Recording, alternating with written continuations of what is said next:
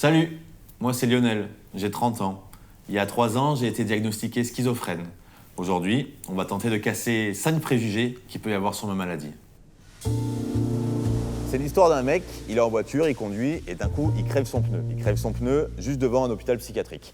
Là, dans l'hôpital, il y a un mec qui le regarde avec insistance, un fou malade, avec un regard effrayant. Bon, le gars, il est un peu surpris et il commence à démonter sa roue, à dévisser et perturbé, il fait tomber tous les écrous dans la bouche d'égout.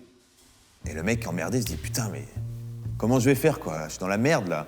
Et là, il y a le fou qui intervient, il lui dit bah, « Vous avez qu'à prendre un écrou sur chacune des roues de la voiture et normalement, ça devrait tenir pour aller jusqu'au prochain garage. » Et le mec, un peu surpris, il dit « Putain, c'est pas bête, ça. C'est même carrément intelligent. Mais pourquoi vous êtes dans cet asile, monsieur ?»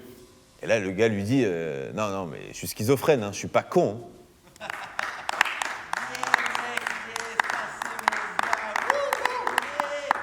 Bon, la schizophrénie, c'est pas vraiment ça. On n'est pas plusieurs dans ma tête. Dans notre cas, on ne parle pas de dédoublement de personnalité, mais bien de discordance. Un exemple, je peux tout à fait parler de la mort d'un proche avec le sourire, comme si c'était quelque chose de joyeux. Et c'est cette facette qui peut déranger, voire effrayer les gens, et les laisser penser que nous sommes fous, voire même parfois violents. Eh oui, près de 40% des gens pensent que les personnes atteintes de schizophrénie ont un comportement violent envers les autres. Alors que finalement, c'est pas... Oh, pardon. Putain, mais fais attention où tu marches un peu, toi. Allez, casse-toi de là. Fais chier, lui. Qu'est-ce que je disais, moi? Oui, il se peut qu'il y ait des propos ou des actes violents qui soient commis. Mais ça reste relativement rare. La schizophrénie n'est pas synonyme de violence. Le risque d'agressivité est par exemple plus important chez les personnes qui auraient tendance à abuser de la drogue ou même de l'alcool. Et je dirais même que c'est nous qui sommes bien plus souvent victimes d'agressions que d'autres personnes, de par notre différence. On a tendance à croire que la schizophrénie est une maladie rare. Alors qu'en réalité, pas tellement. Ça touche une personne sur 100. Merci. Il est fort probable que dans votre entourage, vous en connaissiez au moins une. D'ailleurs, moi-même, je suis schizophrène. Moi aussi. Salut. Ce qui peut nous laisser penser que la schizophrénie touche peu de personnes vient du fait que nous, schizophrènes, on a tendance à s'isoler. Et si on ne le fait pas nous-mêmes, c'est la société qui nous met à l'écart. On perd la confiance avec les gens et l'accès au travail devient plus difficile.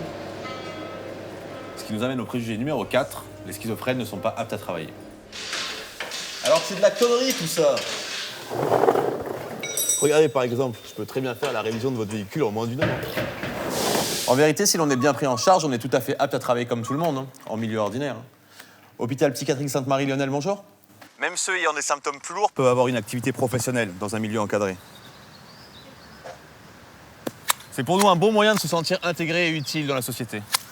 Rien ne m'empêche d'être acteur également. Comme là, par exemple. Alors, monsieur Fresne, j'ai pu constater ces derniers temps que vos symptômes s'étaient nettement atténués, c'est une très bonne chose. Oui, c'est vrai que je me sens beaucoup mieux. Le dosage du traitement est bien adapté, donc on va le continuer pour stabiliser au mieux votre état et en parallèle, on va poursuivre les rendez-vous ensemble. D'accord. Mais on peut dire que le plus dur est derrière vous. En attendant, prenez soin de vous et puis je vous dis à bientôt.